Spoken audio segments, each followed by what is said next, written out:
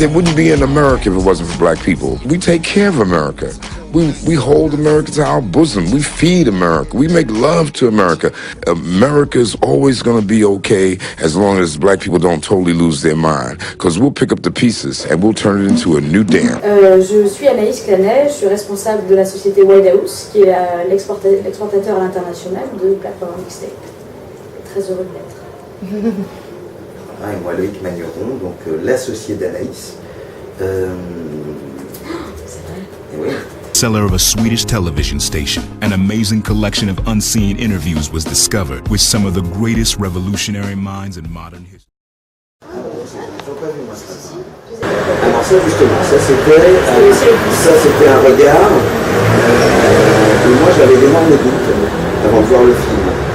C'est-à-dire on a eu des grandes discussions, il y avait la peur, je me suis dit quand même, et pourquoi un Suédois? Parce que comme j'ai quelques origines africaines, je me souviens quand même, je me dis, le mec, un Suédois va aller expliquer le mouvement noir américain aux États-Unis. Donc j'étais un peu... ouais, j'étais là à me dire quand même, bon... C'est une question qui plane toujours quand même, parce qu'il n'a jamais vraiment éclairci le mystère milieu Suédois. Donc moi c'est vrai qu'au départ j'étais plutôt mitigé, et donc j'avais même un discours un peu dur, n'ayant pas vu totalement le film à ce moment-là. Anaïs elle était à fond sur le documentaire, moi j'étais là à me dire, un Suédois... Le mouvement noir américain, j'ai déjà vu ça 1000 fois. J'ai déjà vu tous les docs sur Martin Luther King, sur machin, Jonathan. Et finalement, quand on l'a regardé, et comme Anaïs avait tout de suite vu que le film était important, ça s'est fait comme ça. Je pense que c'est un film générationnel, c'est-à-dire que c'est un film qui parle...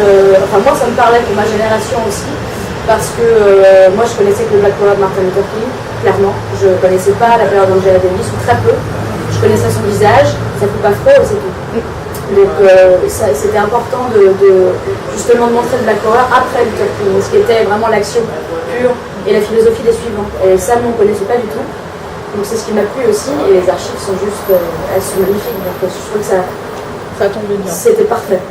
Écoute, moi je suis Anne Jones. Je gère toute la promotion du film Black Power Mixtape 1967-1975 et ma société qui est Style et Tech. Et donc on fait tout ce qui est événements, promotion, restructuration, on conseille des entreprises en fait dans beaucoup de domaines. Donc voilà, et là en fait Arnaud Carnegues de Cannibal m'a contacté, m'a parlé du film, du projet qu'ils avaient, et puis je leur ai dit, j'ai regardé le film, et puis effectivement je leur ai dit que oui. I just find it incredible because what it means is that the person who's asking that question has absolutely no idea what black people have gone through, what black people have experienced in this country since the time the first black person was kidnapped from the shores of Africa.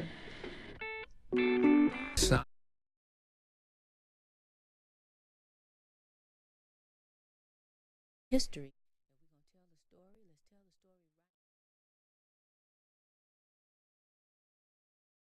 À la télévision suédoise. Donc la SVT, qui est la chaîne principale publique de la Suède, elles étaient là-bas depuis 30 ans, elles dormaient là-bas. Il y a eu aussi beaucoup de dossiers à l'époque qui étaient intouchables parce que Angela Davis et l'enquête qu'il y avait sur elle à l'époque étaient protégées par le FBI, et donc il y a plein de choses qui ne pouvaient sûrement pas sortir non plus, et qui ont été réouvertes ensuite. Et j'en saurai un peu plus. Alors en même temps, quand même, il faut savoir que tu as l'INA en France, tu as la RAI en Italie, tu as dans tous les pays du monde, principalement en Europe, tu as des bases de données absolument incroyables, d'archives, de news, d'interviews, et ce sont des milliards d'heures de données. Et si tu n'as pas un réalisateur qui a envie de faire un travail de fourmi, de prendre des documentalistes, etc., pour aller les chercher, il y a des choses inimaginables partout dans le monde. À l'INA, tu as des milliards d'heures d'interviews, de choses jamais vues, voilà, qui sont archivées. Et si personne ne va sur place regarder pour un sujet spécifique, elles vont dormir. Oui. Donc c'est pas uniquement... C'est aussi des problèmes techniques, c'est-à-dire que techniquement et en termes de recherche, ça prend énormément de temps. Mais aujourd'hui, je pense qu'il y a beaucoup de chaînes qui développent, qui numérisent justement toutes leurs archives, qui sont en train de les répertorier, de les reclasser, de les retrouver finalement. Donc je pense que c'était dans ce cadre-là aussi que ça a permis de découvrir ces archives, mais c'est du travail de fourmi. Swedish filmmakers arrived in America to explore the Black Power movement, which the U.S. We're making the revolution by educating the people to the fact that they should arm themselves for self-defense. If any racist dog policemen attack us, we will defend us. Dr. King is a great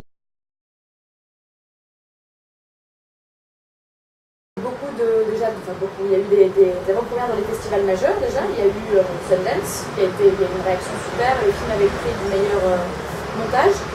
Il y a eu Berlin, derrière, au Panorama. Ah oui, désolé. Avec ça, on entend bien. Ça va, il est fort. Il y a eu donc, le festival de Berlin. Donc, le film était sélectionné au Panorama, ce qui est une section vraiment importante pour le documentaire, justement.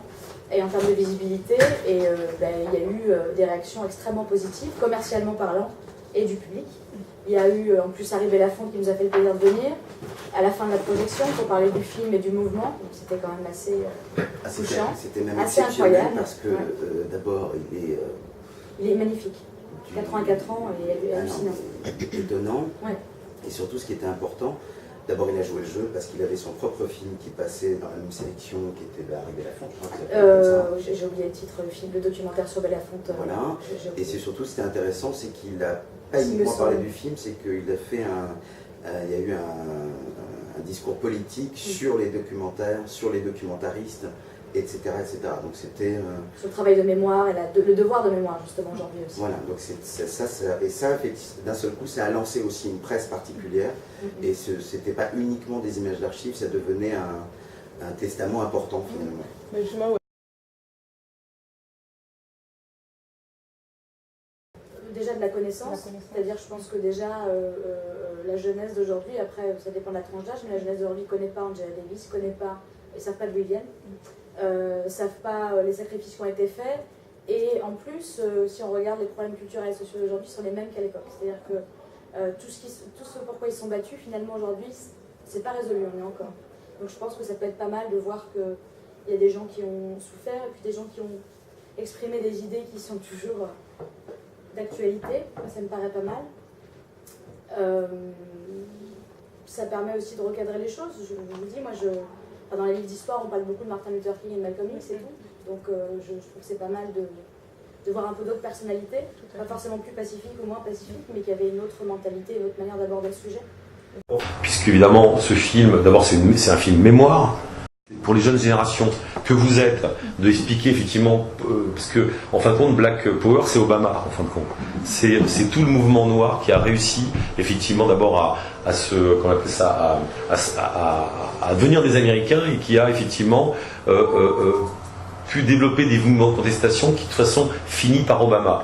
Après, quel que soit ce qu'on pense de la politique d'Obama, en tout cas, c'est vraiment... Et donc, c'est vrai que les nouvelles générations, ils sont pas vraiment informés de tous ces mouvements.